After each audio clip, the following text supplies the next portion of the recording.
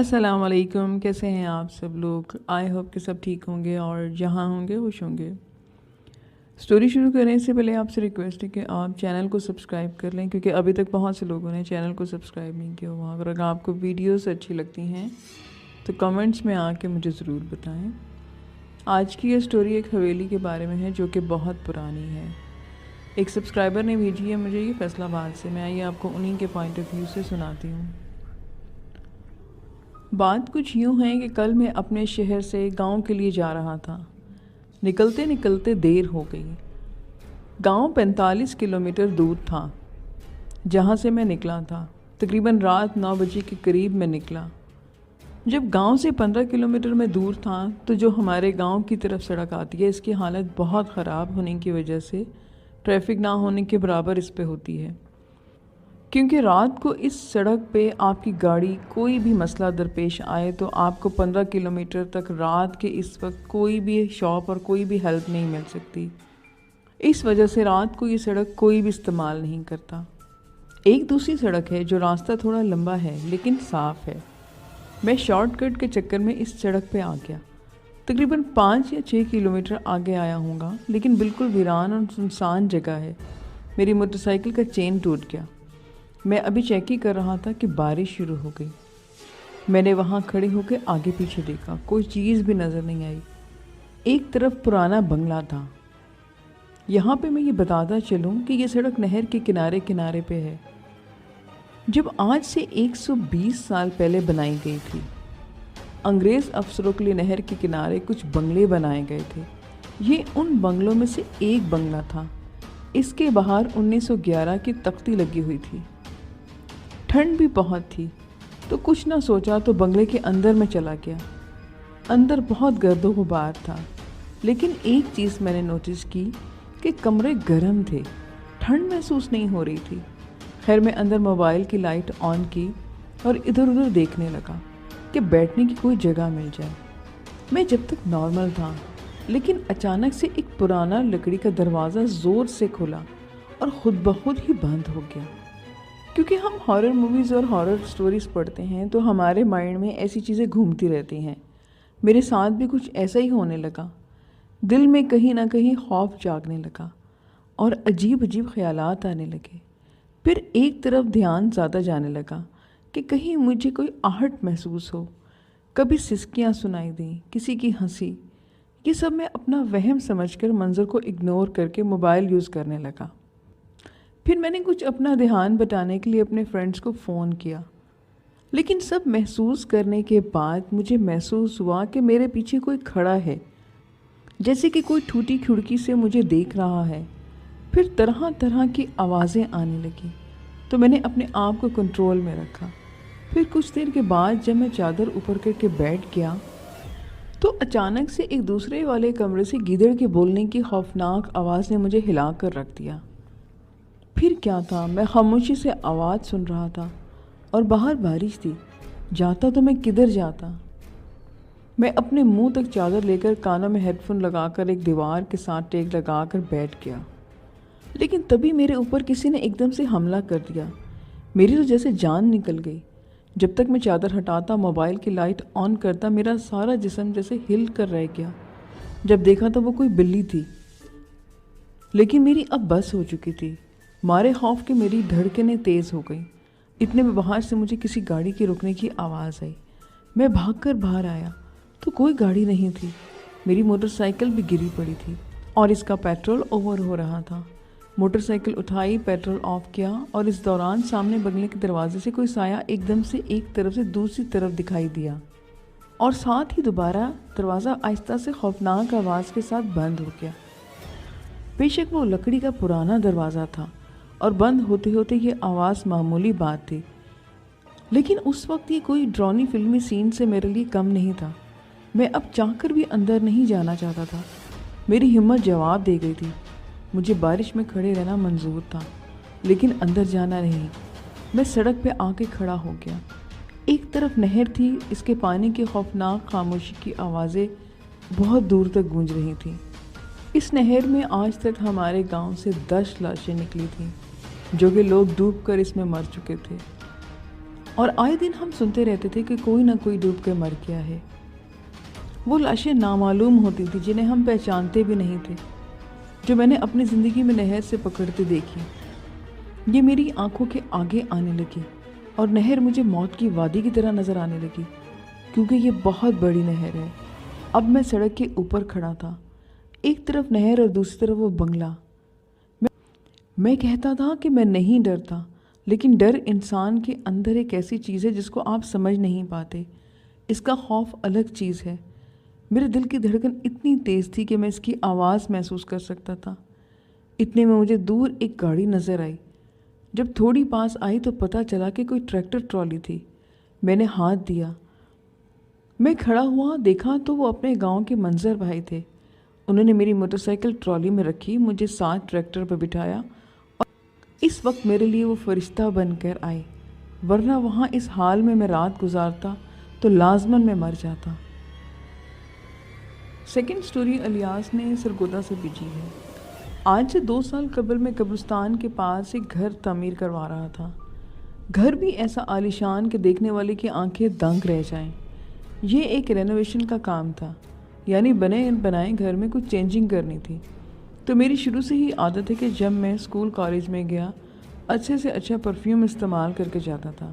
کپڑے چاہے میرے پرانے ہوں اور صاف ستھرے مجھے پہننے کی عادت تھی۔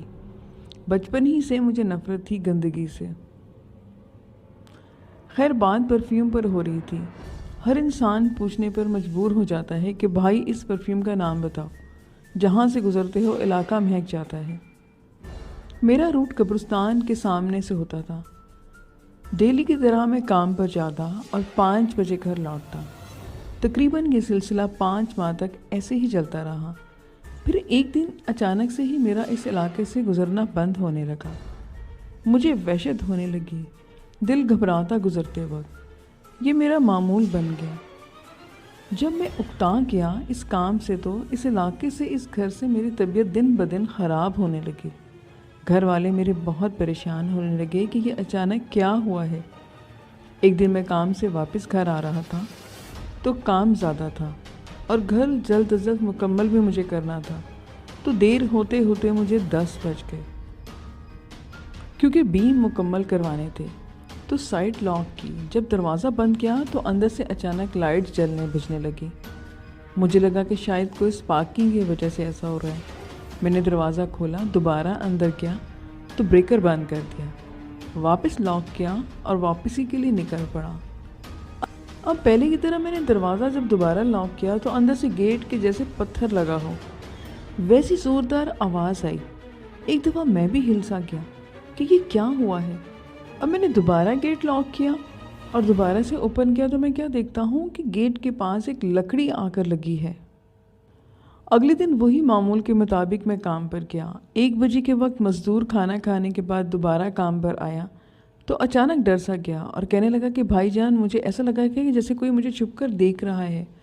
اگر آپ دیکھ رہے ہیں تو ایسا مذاق نہ کرو۔ میں نے بولا بھائی میں پاگل تو نہیں ہوں، تمہارے سامنے میں ہی باہر سے آ رہا ہوں۔ تو وہ بولا کہ اچھا ٹھیک ہے، اور دوبارہ کام کرنے لگا۔ مجھے کل کا معاملہ اپنے ساتھ دیکھ کر بھی تھوڑی سی حیرت ہوئی تھی کہ اسپارکنگ کے بعد گیٹ پر لکڑی کا لگنا کوئی عام بات نہیں تھی۔ خیر اگلے دن مزدور کام پر نہیں آیا۔ میں نے ٹھیکیدار کو فون کیا اور پوچھا کہ مزدور کام پر نہیں آیا، تو وہ کہنے لگا کہ پتہ نہیں، وہ تو ریگولر کام کرنے والا انسان ہے، پتہ نہیں اس نے چھٹی کیوں کر لی۔ میں نے اس کو کہا کہ مجھے پوچھ کر بتاؤ۔ اس نے وجہ معلوم کی تو پتہ لگا کہ اس کے پٹھوں میں کل سے درد ہو رہا ہے، تھوڑا لیٹ آئے گا، مگر آئے گا ضرور۔ خیر میں چپ رہا، کیونکہ کام اگر ٹھیکے پر ہو تو جواب دار ٹھیکیدار ہی ہوتا ہے۔ پھر 11 بجے کے قریب وہ کام پر آ چکا تھا۔ آتے ہی مزدور نے اپنا کام شروع کر دیا۔ اوپر والے پورشن پر وہ کام کر رہا تھا۔ میں نے مستری کے پاس آ گیا۔ کام چیک کرنے کے اچانک واش روم کا دروازہ زور سے بند ہو گیا۔ میں تو ایک دم سے ڈر گیا کہ یہ کیا ہوا۔ اس سے پہلے میں کبھی بھی کسی چیز پر یقین نہیں کرتا تھا۔ خیر میں نے اندر جا کر دیکھا تو وہاں پر کوئی بھی نہ تھا۔ کھڑکی نہ ہونے کی وجہ سے شاید ہوا بند ہو گئی تھی۔ میں نے پھر یہی سوچا۔ اس کے کچھ دن بعد پورچ میں ونڈو کی گرل لگنی تھی۔ جب گرل اندر لینے گئے، بیڈ روم لاک اوپن کیا تو جیسے ایک عکس نما چیز بھاگ کر واش روم میں گئی۔ پہلے تو ڈر بہت لگا، لیکن ہمت کر کے دیکھا تو کچھ بھی نہ تھا۔ اس کے تقریباً 6 دن کے بعد یہ سلسلہ دوبارہ شروع ہوا، اور اس دفعہ باقاعدہ کسی چیز کا دھماکہ ہوا تھا۔ دھماکہ کیا، وہ ایسا لگا تھا کہ جیسے کسی نے دھکا دیا ہے، کسی نے اپنی طرف کھینچا ہو۔ میں اتنا ڈر گیا کہ میری سانس اوپر کی اوپر اور نیچے کی نیچے رہ گئی۔ مجھ سے ڈر کی وجہ سے آواز نہیں دی گئی، جیسے کہ کسی نے میری آواز بند کر دی ہو۔ ہمت کر کے میں باہر آیا۔ پسینے سے میرا برا حال تھا، میرے کندھے بھاری ہو گئے تھے اور بی پی لو ہو گیا، جیسے میرے جسم سے جان نکل رہی ہو۔ مجھے مستری نے دیکھا تو اس نے مجھے دم والا پانی پلایا، مجھ پہ آیت الکرسی پڑھ کر پھونکی، تب جا کر ہلکی سی میری طبیعت سنبھلی۔ اس نے مجھے بتایا کہ مجھے یہ جگہ بھاری لگتی ہے کبھی کبھار، آپ اپنے آپ پر دم کر لیا کرو۔ آج کی حرکت کے بعد میرا دل میں خوف سا بیٹھ گیا۔ بظاہر میں جتنا بھی طاقتور خود کو ظاہر کرتا، مگر اندر سے پوری طرح سے میں ڈر چکا تھا۔ میں اپنے آپ کو بذات خود بہت ڈرا ہوا محسوس کر رہا تھا۔ خیر، اس دن کے بعد کوئی ایسا واقعہ دوبارہ نہیں ہوا۔ 4 دن گزرنے کے بعد میں اوپر 7 کوارٹر سے پائپ ڈھونڈنے جا رہا تھا۔ وہ کمرہ زیادہ تر لاکڈ رہتا تھا۔ اس دن جب میں کمرے کے پاس پہنچا تو بدبو آ رہی تھی۔ میں سوچ میں پڑ گیا کہ یہ بدبو کیسی ہے۔ یہ اسمیل کمرے سے آ رہی تھی۔ میں نے اپنے دھیان سے دروازہ اوپن کیا، اور جو میں نے منظر دیکھا تو میری توبہ!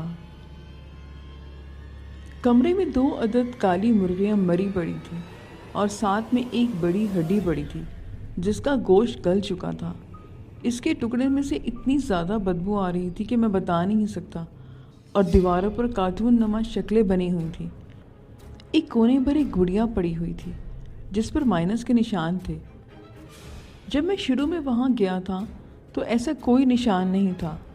اچانک میرا دل گھبرایا۔ میرا دل اس جگہ سے بہت گھبرا رہا تھا۔ جیسا کہ میں نے آپ کو پہلے بتایا کہ خوف آنے لگ گیا تھا۔ اچانک اس جگہ سے میرا دل بھر چکا تھا۔ میں بنا کسی چیز کو چھوئے دروازہ بند کیا۔ میں نے فوراً مستری کو اوپر بلایا اور اس کو سب دکھایا۔ پھر ہم نے یہ سب گھر کے مالک مکان کو بتانے کا فیصلہ کیا، اور اگلے دن ہم اس کو بلا کر لائے اور یہ سارا ماجرا اس کو بتایا کہ یہاں کیا ہو رہا ہے ہمارے ساتھ۔ مالک نے جب آ کر یہ سب ماجرا دیکھا تو وہ بھی بہت پریشان ہو گیا۔ ہماری وجہ سے اس نے وقتی طور پر کام بند کرنے کا فیصلہ کر لیا۔ پھر نیکسٹ ویک مجھے مالک کی کال آئی کہ صبح سائٹ اوپر کرنی ہے کیونکہ ایک عامل نے سائٹ دیکھنی ہے۔ میں روٹین کے مطابق 8 بجے کے بجائے 10 بجے کام پر پہنچا تو میں نے لاک اوپن کیا، مگر اندر جانے کی ہمت مجھ میں نہ تھی۔ باہر گلی میں ان کا انتظار کرنے لگا۔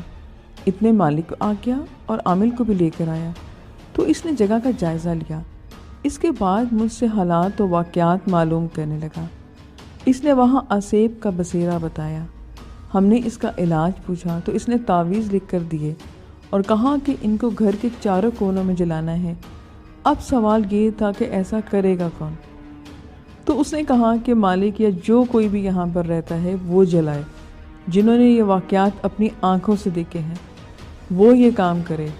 تو میری نظر پیچھے ہو گئی۔ میں نے صاف انکار کر دیا کہ میں نہیں کروں گا، میں کوئی ایسا کام نہیں کروں گا جس سے میری جان خطرے میں پڑے۔ اور رہی بات پیچھے نظر کی تو آپ نظر نہ رکھیں، آپ خود عمل کریں۔ میں انکار کر چکا تھا، لیکن بعد میں یہ طے ہوا کہ عامل اکیلا ہی خود کرے گا جو بھی اسے کام کرنا ہے۔ ہم نے جمعرات کے دن عامل کو بلایا اور وہ ساتھ اپنے چیلے کو بھی لے کر آیا جس کے ساتھ مل کر اس کو یہ عمل کرنا تھا۔ اب اس چیلے کا علم مجھے بالکل نہیں تھا کہ یہ کون ہے اور کیوں آیا ہے۔ جب گھر کے مالک کی بات ہو چکی تھی تو عامل سے میرا بولنا مناسب نہ تھا کہ یہ کیوں آیا ہے۔ اب میں نے لاک اوپن کیا اور میں ان کے ساتھ گھر کے اندر گیا۔ میں لائٹس آن کرنے کے بعد بریکر آن کر رہا تھا، لیکن بریکر بار بار ٹرپ کر رہا تھا۔ اتنے میں کسی کے ہنسنے کی آواز محسوس ہوئی، جیسے کہ کوئی خوش ہو رہا ہو کہ یقین کریں میں لکھ نہیں پا رہا اپنی اس کیفیت کو جو میں اس وقت محسوس کر رہا تھا۔ تب خیر میں نے خود پر آیت الکرسی اور دعائے قنوت پڑھ کر حصار باندھ لیا۔ بریکر آن ہوا، ایک لمحے کے اندر جیسے کوئی انتظار کر رہا ہو کہ واش روم کا دروازہ اس دن کی طرح اتنی زور سے بند ہوا کہ سب کا دھیان اس دروازے کی جانب ہو گیا۔ اب عامل صاحب اپنے چیلے کے ساتھ داہنے کمرے کے کونے میں گئے اور تعویذ جلانے لگے۔ ماچس کی تیلی سے آگ لگا رہے تھے، لیکن تیلی کو آگ لگ ہی نہیں رہی تھی۔ میں اور مالک یہ سب دیکھ رہے تھے۔ اب عامل نے پڑھائی شروع کر دی اور دوبارہ آگ جلانے لگا۔ تعویذ چیلے کو پکڑایا اور آگ لگائی۔ ایک تعویذ جلا، اب دوسرے کونے میں گئے اور دوسرا تعویذ جلایا، لیکن اس دفعہ تعویذ بہت آرام سے جل گیا۔ اور اس کے بعد جب ڈرائنگ روم والے کمرے میں جانے بڑھے اور ایک کونے میں پہنچے تو کسی چیز کی بدبو محسوس ہونے لگی اور تعویذ جلانے لگے۔ تعویذ کی طرف آگ آئی ہی تھی کہ اچانک چیلے کو اتنا زور کا تھپڑ لگا کہ وہ ایک دم سے بے ہوش ہو گیا، اور اسی لمحے بریکر بھی ٹرپ ہو گیا۔ دوبارہ تعویذ بجھ گیا، جیسے کسی کو تکلیف ہو رہی ہو اور وہ روک رہا ہو۔ تھپڑ لگنے کے بعد ہم دونوں جلدی سے ڈرائنگ روم کی طرف لگ گئے اور چیلے کو پکڑ کر پورچ میں لے آئے۔ وہ بے ہوش ہو چکا تھا۔ عامل کے بھی اوسان خطا ہو گئے تھے۔ ہمیں اپنی پڑ گئی۔ اچانک کمرے میں آگ نما روشنی نظر آئی اور ہوا میں گم ہو گئی۔ ہال کی طرف جاتے ہوئے یہ منظر دیکھ کر ہم نے وہاں سے نکلنے کا فیصلہ کیا اور چیلے پر پانی کے چھینٹے پھینکے اور دم کیا، لیکن اس کو ہوش نہیں آ رہا تھا۔ کوئی 1 گھنٹے کے بعد اس کو ہوش آیا اور ماحول جیسے تھم چکا تھا۔ جب اس کو ہوش آیا تو اس نے اس جگہ ڈرائنگ روم میں سے کسی لمبے بالوں والی چیز کو کھڑے دیکھا اور دوبارہ چیخ مار کر باہر کی طرف دوڑ لگا دی۔ میں نے سائٹ لاک کی اور عامل کے ساتھ اس کے گھر جانے کا فیصلہ کیا۔ اب عامل بابا کے ڈیرے پر گئے، لیکن عامل کا وہ چیلا کسی بھی صورت یہ بتانے کو تیار نہیں ہو رہا تھا کہ اس نے وہاں کیا دیکھا۔ خیر کافی گھنٹوں کی مشقت کے بعد دم درود کرنے کے بعد اس نے زبان کھولی کہ وہاں پر کوئی مخلوق آباد ہے جس کا قد 5 فٹ ہے اور بال لمبے اور سفید لباس میں ہے، جسے میں نے عکس دیکھا تھا۔ کمرے میں بالکل ویسی ہی چیز میرے دل میں مسلسل اب ایک بات کھٹک رہی تھی کہ عامل نے ڈائریکٹ تعویذ کیوں جلائے۔ میرے دل میں یہ سوال آیا کہ مالک کے سامنے ہی عامل سے پوچھوں کہ پہلے مرحلے میں ہی تعویذ کیوں جلائے، چاروں کونوں میں پانی کیوں نہیں پھینکا گیا۔ تب اس نے بتایا کہ میں اس چیز کو بھگانا چاہتا تھا۔ تعویذ کا عمل اس لیے کیا تاکہ آگ کے خوف سے یہ چیز کونوں کو چھوڑ کر کہیں اور نکل جاتی ہے، لیکن میرا دل یہ بات تسلیم نہیں کر رہا تھا۔ اس کا صرف مقصد اس مخلوق کو آگ کا عذاب یعنی جلانا نہیں تھا، لیکن وہ مخلوق حاوی تھی یا عامل کمزور تھا، یا چیلے نے اپنے آپ کو حصار میں نہیں باندھا تھا۔ تبھی اس کو ایک تھپڑ لگا اور وہ بے ہوش ہو گیا۔ مجھے اتنا یقین ہو گیا تھا کہ عامل جھوٹ بول رہا ہے اور اس نے اپنے گدی نشین کے پاس جانے کا فیصلہ کیا، لیکن میں ظاہری طور پر اس کے ساتھ ساتھ اور اندرونی طور پر میں مطمئن نہیں تھا، کیونکہ اب اس کا مقصد پیسے بٹورنا تھا، جیسے وہ پہلے تعویذوں کے لیے صدقے کا بہانہ کر کے پیسے بٹور چکا تھا۔ میرے کہنے کے باوجود مالک عامل کے بڑے استاد کے پاس چلا گیا۔ وہاں اس نے پانی پہ کچھ دم کر کے دیا اور بولا کہ دروازے کے گیٹ کے دونوں کونوں پر اس پانی کو پھینکنا ہے اور اس کے بعد اندر جانا ہے۔ اس ماجرے میں عامل نے ہمیں منع کر دیا تھا کہ چیلے والی بات بڑے عامل کے سامنے نہیں کرنی۔ میرا شک یقین میں بدلنا شروع ہو گیا تھا۔ یا تو یہ عامل نہ تھا یا کوئی ڈھونگ رچا رہا تھا۔ وہی بات ہوئی۔ اب عامل موجودہ جگہ پر پہنچا اور گیٹ کے دونوں کونوں پر پانی پھینکا۔ اس کے بعد اس نے چابی لی اور اندر جانے سے صاف انکار کر دیا۔ اب جو ہی عامل نے اندر قدم رکھا، یہ عامل کو بھی نہ پتا تھا کہ اس کے ساتھ کیا ہونے والا ہے۔ جب گیٹ کا دروازہ کھلا تو سامنے ہال پر پڑی کرسی ہل رہی تھی، کبھی سرک کر آگے اور کبھی پیچھے، لیکن عامل نے گھر کے اندر قدم رکھا اور جو ہی ڈرائنگ روم کے دروازے کے پاس پہنچا اس نے چیخ ماری اور باہر نکل آیا۔ پوچھنے پر پتہ لگا کہ اس نے بکرے کے سر نما چیز کمرے میں دیکھی ہے، جس کا قد 5 فٹ کے قریب ترین ہے۔ مجھے ایک چیز کی سمجھ نہیں تھی، اگر وہ عامل ہے تو وہ کیوں ڈرا جبکہ اس نے حصار بھی باندھا ہوا تھا۔ خیر ہال کا دروازہ بھی زور سے بند ہو گیا تو ہمت بالکل جواب دے گئی۔ ہم نے واپس لوٹنے کا فیصلہ کیا۔ عامل کے بڑے استاد کے پاس ہم نے جانا تھا اور ہم پیر کے ڈیرے پر پہنچ گئے۔ تب اس نے ساری بات کھول دی کہ اس نے پہلے ہی مرحلے میں وہاں تعویذ جلایا۔ تیسرا تعویذ جلاتے وقت اس کے چیلے کو تھپڑ بھی لگا اور عامل کا پیر بڑی آنکھیں کر کے عامل کی طرف دیکھ رہا تھا جیسے اس کو کھا جائے گا۔ تو انہوں نے مجھ سے کہا کہ بیٹا مجھے سب بات کھول کر بتاؤ۔ پھر میں نے انہیں ساری بات ڈیٹیل میں بتائی، لیکن ان سب مسئلوں سے الگ میرا خود کا بھی ایک مسئلہ ہے۔ میں ذاتی طور پر آج سے قبل حادثات کا شکار ہو چکا ہوں، جیسے یہ معمولی بات ہو، کبھی خون کے چھینٹے گرنا، کبھی نئے کپڑوں کا پھٹ جانا، اور یہ سب میرے ساتھ پہلے سے ہو رہا ہے۔ پیر نے میری بات سنی اور کہنے لگا کہ بیٹا یہ جادوئی اثرات ہیں، لیکن اس نے جو کیا ہے اس نے ان چیزوں کو آزاد کر دیا ہے۔ اب اس جگہ پر جو بھی جائے گا وہ کچھ نہ کچھ نقصان ضرور اٹھائے گا۔ مالک نے آہستہ آواز میں پوچھا کہ سرکار اب کیا کرنا چاہیے؟ میں نے تو اس کو بہت قابل سمجھ رہا تھا، لیکن مجھے نہیں پتا تھا کہ یہ اتنا بدو نکلے گا۔ جو پہلے ہی پہر اس نے حرکت کی اور مجھے بھی کہنے لگا کہ اگر تمہارے ساتھ یہ معاملات ہو چکے ہیں، اگر پتا تھا تو شروع میں ایسا ہوتا ہے تو بتایا کیوں نہیں؟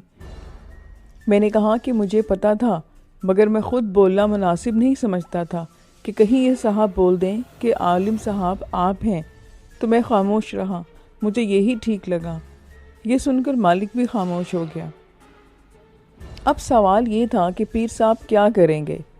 پیر صاحب نے 1 کلو بکرے کا گوشت، اگربتی، سرسوں کا تیل اور دیے لانے کو کہا، جو کہ جمعرات والے دن پیر صاحب تک پہنچانے تھے۔ انہوں نے دم والا پانی دیا اور کہا کہ اس کو تمام کونوں میں پھینکنا ہے، یعنی ہر کمرے کے کونے میں۔ میں نے پوچھا کہ اگر کچھ ہوا تو؟ کہنے لگے کہ بیٹا یہ میری ذمہ داری ہے، باقی وقت کسی کا نہیں پتا۔ میں نے مالک کو بول دیا کہ سر یہ کام اب آپ ہی کریں گے، کیونکہ وہ گھر آپ کا ہے، میں تو بس کام کرواتا ہوں، اب میں نہیں آؤں گا۔ اور گھر آ کر امی ابو سے یہ بات شیئر کی۔ انہوں نے کہا کہ ہاں بیٹا تم ٹھیک کہہ رہے ہو، اگر تمہیں کچھ ہو گیا تو ہمارا کیا بنے گا، یہ رسک مت لینا۔ پھر میں نے ایسا ہی کیا اور مالک کو صاف صاف انکار کر دیا۔ اب اصل کہانی اس جگہ سے شروع ہوگی۔ اس کے کچھ دن بعد مالک کو کال آ گئی کہ سب ٹھیک ہے، کل سے کام پر آ جانا، سب چیزیں اوکے ہیں، پیر صاحب نے خود اس جگہ کو کلیئر کیا ہے۔ میں نے بات کی گھر کی کہ جگہ کلیئر ہو گئی ہے، اب کل کام پر جانا ہے۔ تو امی کہنے لگی کہ بیٹا نہ جاؤ، کچھ دن گھر میں رہ لو، ان کو کہہ دو کہ میں گھر میں بزی ہوں۔ مگر میں نے ان کی نہ مانی اور اگلے دن خوشی خوشی کام پر چلا گیا۔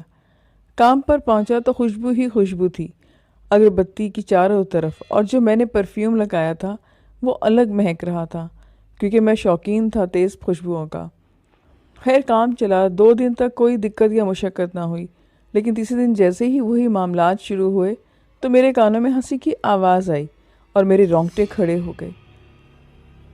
مجھ پر ڈر کی کیفیت طاری شروع ہو جاتی، اور اوپر والے سرونٹ کوارٹر کے بیک سائڈ پر قبرستان میں جو برگد کا درخت تھا، جس کے سائے سے چھت کا 1/4 حصہ کور تھا، میں ڈیلی کام کی طرح تیسرے دن مزدور کو چھت پر لے کر گیا اور کہا کہ یار یہ سرونٹ کوارٹر مجھے کلین چاہیے۔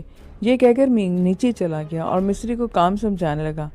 تقریباً 2 گھنٹے کے بعد مزدور نے آواز دی اور کہا کہ سر اوپر آ کر کمرہ دیکھ لیں۔ میں نے کہا کہ اچھا میں آتا ہوں۔ میں نے اوپر جا کر دیکھا تو سب صاف ستھرا تھا۔ اس کو کہا کہ چلو نیچے آ جاؤ اور سیڑھیوں سے یہ کچرا صاف کرو، میں لاک کر کے آتا ہوں۔ میں نے لاک کیا دروازہ اور اوپر ٹنکی کے پانی والے پر جا کر اپنا منہ دھویا، بال سیٹ کیے اور پیچھے چلا گیا۔ چھٹی کا ٹائم ہو گیا تھا، 4 بج رہے تھے، تو مصری کہتا ہے کہ سما تھم گیا ہے، پہلے والی کیفیت نہیں ہے، اب نہ کچھ ہو رہا ہے۔ تو میں نے کہا نہیں یار، میرے رونگٹے کھڑے ہو جاتے ہیں اور ہنسی کی آواز مجھے ابھی بھی سنائی دیتی ہے۔ تو مصری کہنے لگا کہ آپ شک نہ کریں، یہ صرف آپ کا وہم ہے، سب ٹھیک ہے۔ تو میں نے کہا چلو ٹھیک ہے۔ اس کے بعد اس نے بائک سٹارٹ کی اور وہ چلا گیا۔ اب میں بھی سائٹ لاک کر کے گھر جانے لگا۔ عصر کے بعد کال آئی مالک کی کہ سائٹ اوپن کرنی ہے، لاہور سے ٹائلز آ رہی ہیں، ان کو سٹور کروانا ہے، سائٹ پر تم آ جانا۔ درمیان میں کال کر کے بتا دوں گا اور میں خود بھی آ جاؤں گا۔ میں نے کہا کہ جی ٹھیک ہے۔ پھر اس کا فون آیا اور میں نے گھر سے نکل پڑا۔ میں سائٹ کی طرف جا رہا تھا۔ میں وہاں پہنچا، لاک اوپن کیا، میری اندر ڈرائنگ روم کے باہر وہی کیفیت ہو گئی۔ ڈر محسوس ہونے لگا جیسے کہ کسی کی موجودگی ہو۔ کافی زیادہ لوگ ہونے کے باوجود میرے دل میں ہلچل ہو رہی تھی کہ کچھ نہ کچھ ضرور ہے۔ پھر خیر ہم نے سارا سامان ان لوڈ کروایا۔ میں نے ایک مزدور سے کہا کہ ذرا میرے ساتھ آؤ۔ مجھے چھت پر جانا ہے۔ میں نے اس مزدور کو کہا کہ یہ سامان اوپر رکھوانا ہے، لیکن تم اکیلے نہ اوپر جانا اور نہ ہی نیچے آنا، میں تمہارے ساتھ آؤں گا۔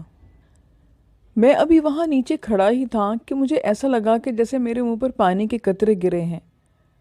میں نے اپنا منہ اوپر کر کے دیکھا تو وہ پانی نہیں بلکہ خون کے چھینٹے تھے۔ اب شیڈ کے نیچے انرجی سیور جلا ہوا تھا، جس کی وجہ سے انرجی سیور کی حد سے باہر کچھ نظر نہیں آ رہا تھا۔ میں نے مزدور سے کہا کہ تمہارے اوپر بھی چھینٹے پڑے ہیں، کیا وہ پانی ہے؟ وہ کہنے لگا کہ نہیں، میں نے تو پیچھے کھڑا ہوں، شاید کسی پرندے وغیرہ نے پانی پھینکا ہوگا۔ خیر میں نے لائٹ بند کی۔ میں شیڈ پر سے کسی کے بال لٹکے ہوئے دیکھے جو نیچے کی طرف آ رہے تھے۔ وہ چیز مجھے دیکھ رہی تھی، اس کے بال منہ پر گرے ہوئے تھے۔ بے ساختہ ہو کر میں نے چیخ ماری اور میں ایک دم سے بے ہوش ہو گیا۔ تو سب نے شور مچا دیا کہ اویس بھائی کو کچھ ہو گیا ہے۔ اتنے میں مالک اور دوسرے ٹائلوں والے مزدور بھی اوپر آ گئے اور مجھے نیچے لے گئے۔ مجھ پہ پانی کے چھینٹے مارے گئے، لیکن مجھے ہوش نہیں آ رہا تھا۔ مالک نے پیر صاحب کو فون کیا اور سارا ماجرا بتایا۔ انہوں نے موبائل میرے کان سے لگایا اور مجھ پر دم کیا، جس سے کچھ دیر بعد میں ہوش میں آیا۔ میں اپنے کندھوں پر بوجھ محسوس کر رہا تھا، مجھ سے اٹھا بھی نہیں جا رہا تھا، جیسے کہ کسی چیز سے میں جکڑا ہوا ہوں۔ اتنے میں ٹرک ڈرائیور بولا کہ بھائی صاحب نے خوشبو اتنی تیز لگائی ہے کہ پورا گھر مہک رہا ہے۔